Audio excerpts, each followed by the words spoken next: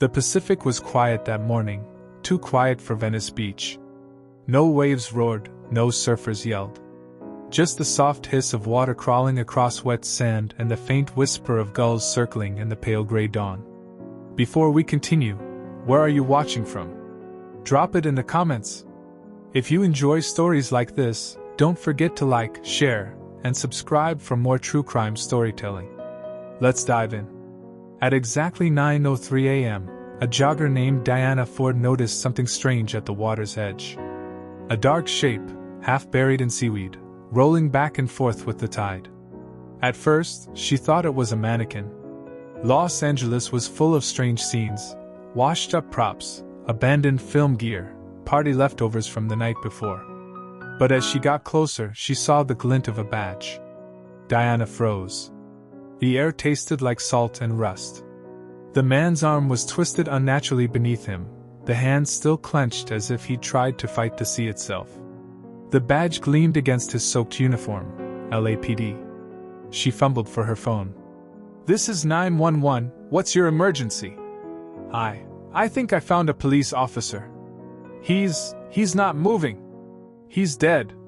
Within minutes, the beach turned into a silent theater of flashing lights and yellow tape. Detectives pushed through the crowd. Beachgoers stood in disbelief as the body was zipped into a bag. It didn't take long before one name spread through the radios like wildfire: Sergeant William Kane. Sergeant Kane wasn't just any cop, he was the cop. 20 years in the LAPD. Commendations lined his record. But behind the medals was a shadow: internal affairs reports, accusations of brutality, racial bias, and 2 unresolved civil suits from victims' families. He was loved by his precinct, feared by half the neighborhood he patrolled, and hated by the other half. Captain Marjorie Ellison, head of Homicide Division, stood over the body as the coroner worked. "Christ," she muttered. "The press will eat this alive." Detective Evan Rourke adjusted his gloves, kneeling beside the corpse. "Looks like blunt force trauma to the head. No gunshot wounds. No defensive marks. No wallet either," Ellison added. "But the badge stayed. Symbolic?" Rourke shrugged. "Or sloppy." Behind them, a young officer whispered, "You think it's connected to those protest threats?" Ellison turned sharply. "Let's not start theories. Not until we have facts." But theories spread faster than facts ever could, especially when the dead wore a badge. 2 miles from the scene, security footage from a beachside cafe captured Kane around 7:45 a.m. He sat alone, drinking black coffee, staring toward the ocean. He looked calm, detached, maybe even regretful. 15 minutes later, a young woman walked past the cafe, African American, mid-20s, athletic build, wearing a red hoodie. She glanced briefly at Kane. He turned his head toward her. That moment, a 2-second clip, became the spark that would ignite an inferno. By noon, LAPD forensics had matched the red hoodie to a suspect seen leaving an Airbnb nearby. Her name, Tasha Reed. 24 years old. UCLA graduate. Freelance photographer. No criminal record. No known connection to Kane. Still, by 3 p.m., a SWAT unit surrounded her rented apartment in Culver City. The footage aired live on local TV. A helicopter hovered as a loudspeaker barked. "Tasha Reed! Step out with your hands up!" She complied, barefoot, trembling, still in her red hoodie. Inside her camera bag, officers found a blood-stained scarf.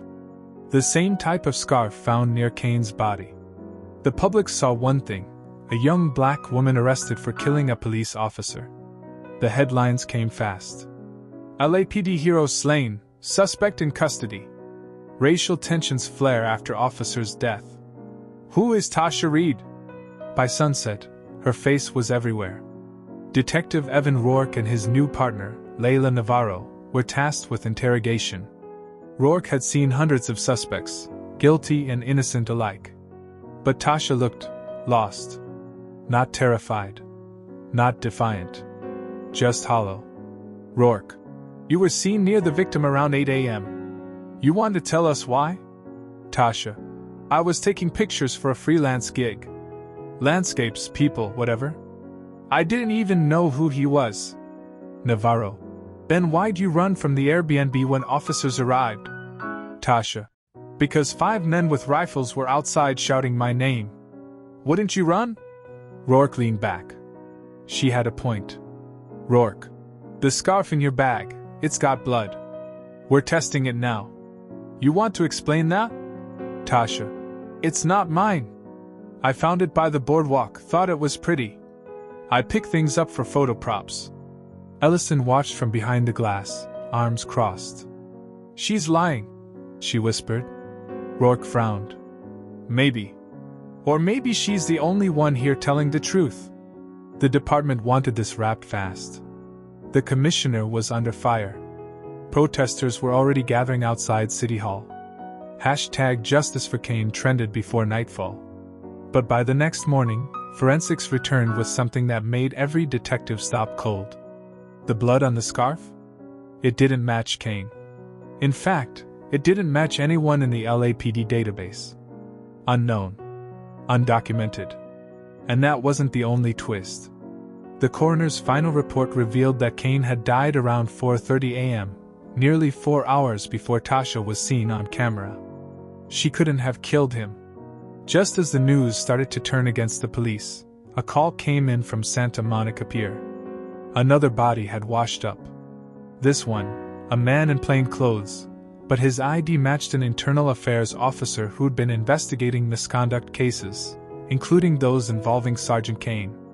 Captain Ellison gripped the report, pale as chalk. 2 officers dead. One was investigating the other. And our suspects in custody with blood that belongs to either. Rourke's voice was low. We're not looking at a random killing, Captain. This is something else. Someone's cleaning house. Los Angeles was burning again, not from fire, but from fury. By the second morning after Sergeant Kane's death, the city was split clean in half. Outside LAPD headquarters, protesters gathered with signs reading, "No justice, no peace. Stop the frame up. Who killed Kane?" Reporters swarmed every corner. Inside, tension crackled like static. Officers walked in silence, eyes fixed ahead, ignoring the whispers that followed. The department's walls, once lined with pictures of heroes, now felt like a gallery of ghosts. Captain Ellison slammed her office door. "I need answers, Evan. Real ones. Before this turns into a riot." Detective Evan Rourke rubbed his eyes. He hadn't slept since the first autopsy report. "She's innocent," he said quietly. "The timeline clears her. You saw it." Ellison leaned across her desk. "Then find me someone who isn't." At 9:42 a.m., forensics sent a call from the evidence lab. "Detective, you need to come down here." Rourke and Layla Navarro followed the sterile hallways until they reached a small observation room. On the table sat a half-destroyed camcorder recovered from near the pier, same area where the second body had washed up. The technician pressed play. Static. Then faint audio, wind, seagulls, footsteps. And then a man's voice. "You think the city will forgive you, Bill? You think they'll forget what you did?" The voice was muffled, distorted, but the name, Bill, was unmistakable. Sergeant William Kane. A second voice responded, low and cold. "You don't know what you're talking about." "I know enough. You killed her. And now it's catching up to you." A scuffle. A crash. Then silence. The screen flickered, showing a glimpse of a figure falling, face obscured, before the feed cut off entirely. The timestamp, 4:27 a.m. 3 minutes before Kane's estimated time of death. Navarro frowned. "You heard that, right? You killed her. Who's her?" Rourke nodded. "Could be anyone. Could be everything." Back at the precinct, they pulled Kane's old case files. 30 years of arrests, raids, and internal reviews. Among them, a name kept recurring, Nia Collier.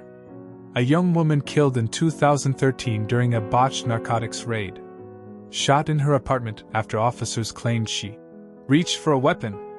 But the weapon was never recovered. And the lead officer? Sergeant William Kane.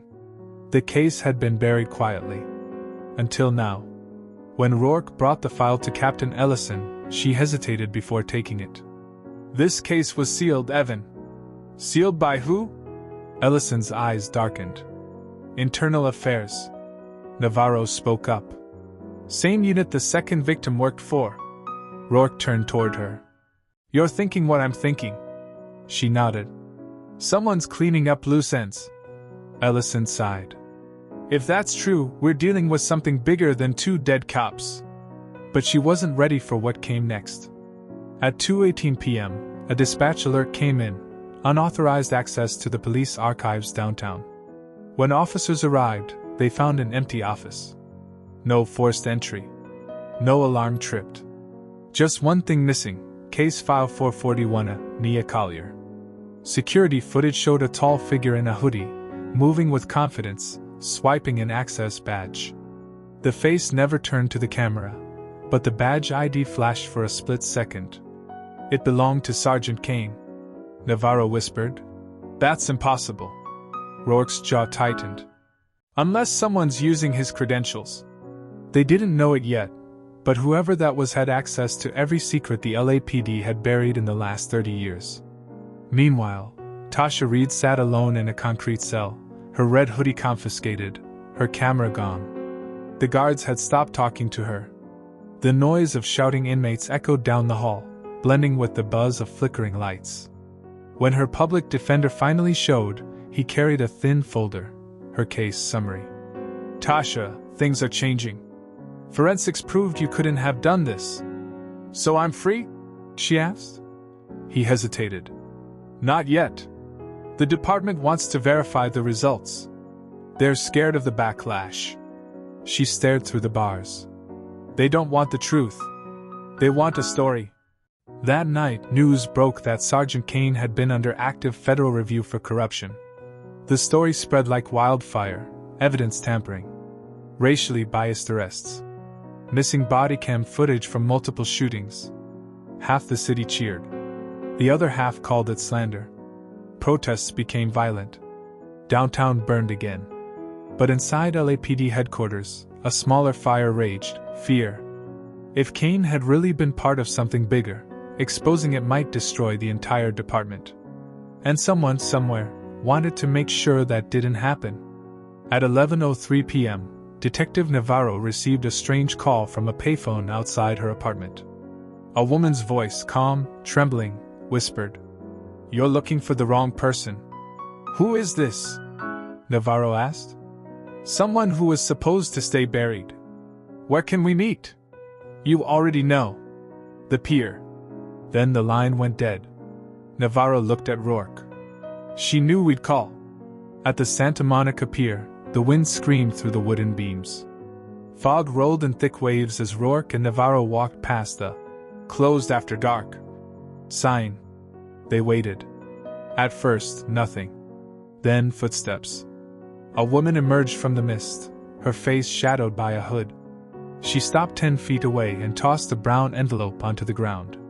"He wasn't the first," she said softly. "Who?" "Kane. He wasn't the first they silenced. He was just the first to regret it." Navarro took a step forward. "Who are you?" The woman shook her head. "You'll figure it out soon." She turned to leave, and for a split second, the streetlight caught her profile. A faint scar across her cheek. Rourke froze.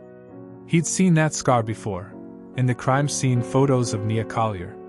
But that was impossible. Nia was dead. Back at the car, they opened the envelope. Inside, several old photographs of Kane with other officers. A USB drive labeled "Evidence," and a single piece of paper with one line scrawled in ink. "You can't kill what's already gone," Navarro whispered. "What the hell does that mean?" Rourke plugged the USB into his laptop. Dozens of hidden camera clips loaded onto the screen, officers in dark rooms, cash changing hands, falsified reports, threats made to witnesses. But one video stood out. It was dated 2013. And it showed Kane standing over a woman, identical to Nia Collier, breathing, crying, begging. You weren't supposed to be here, he said on the video. Please, she sobbed. My daughter. The footage cut to black. Navarro leaned forward. Her daughter. She had a child?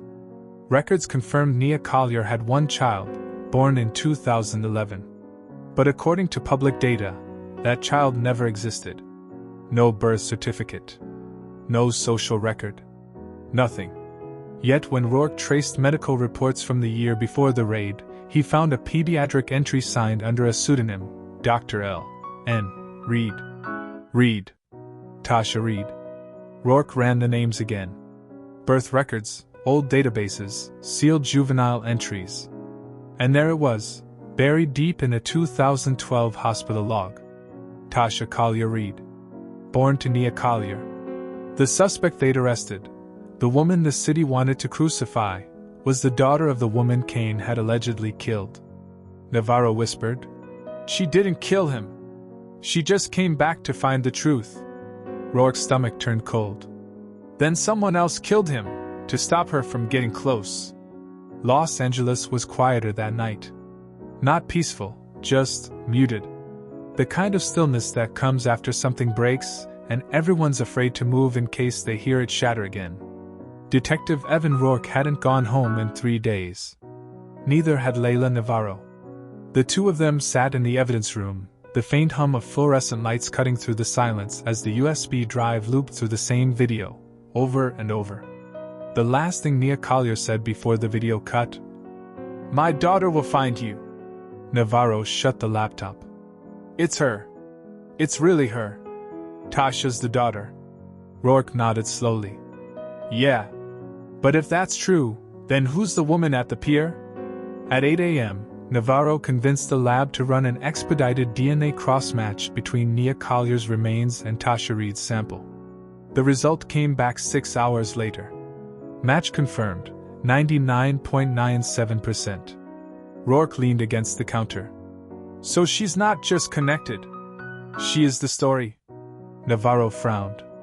But that means she lied about everything. Her name, her past, even why she came here. Rourke shook his head. No, Layla. She didn't lie. She hid. Because she had to. Buried in a stack of microfiche police archives, they found an old internal memo from 2013. It referenced Operation Beacon, a covert task force designed to clean the department's image after several racially charged incidents. The lead supervisor? Sergeant William Cain. Attached to that memo was a redacted list of names, officers involved in evidence suppression, intimidation of witnesses, and falsified crime scene reports. At the bottom, one name barely visible under the ink, Captain Marla Ellison. Navarro stared at it. No, that can't be right. Rourke looked at her. You think she's been helping us because she wants justice? Navarro's silence said everything. That night, Rourke received an anonymous email. No message, just a link. It led to a hidden drive hosted on a police server, protected by a password. Beacon 2013. He typed it in.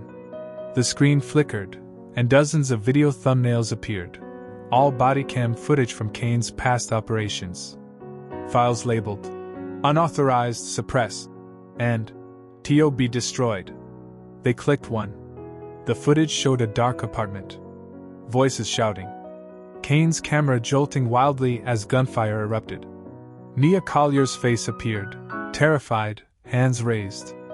Then a second gun, not hers, fired from behind the camera. The video froze on the muzzle flash. The hand pulling the trigger wasn't Cain's. It belonged to Captain Ellison. Navarro slammed the door open. You lied to us. Ellison didn't flinch. She sat calmly at her desk, pouring herself a glass of whiskey. Careful, detective. You're about to make a mistake you can't undo. Rourke threw the laptop on her desk. You killed her. Nia Collier. You framed Cain to clean your name, didn't you? Ellison took a slow sip. Cain was a liability. He was going to talk. I did what I had to do to protect this department from collapsing. And Tasha? Navarro snapped. What about her mother's death? Ellison leaned back. Collateral damage. Rourke's jaw tightened. You murdered an innocent woman. Ellison smiled faintly. No. I buried the truth. You're the one digging up ghosts. Before they could react, Ellison pulled a pistol from her drawer and fired. The bullet shattered a lamp beside Rourke's head. Navarro dove for cover, drawing her weapon. 2 more shots echoed down the hall. Rourke tackled Ellison, the gun clattering to the floor. For a moment they struggled, until backup stormed in. Drop it! An officer shouted. Ellison froze. For the first time, her confidence cracked. She raised her hands slowly, then whispered, almost tenderly. You think this ends with me? 2 days later, a video surfaced online. It showed everything: the raid, the killing, the cover-up. Within hours, the LAPD was in chaos. Riots broke out again, this time larger than before. Headlines read, Truth beneath the badge. Captain arrested in historic police scandal. Daughter of victim cleared in murder case. But for Tasha Reed, or rather, Tasha Collier, the victory felt hollow. She sat on a park bench overlooking the beach, watching the same stretch of sand where Kane's body had been found. Rourke approached quietly. You're free now. She nodded. Am I? He didn't answer.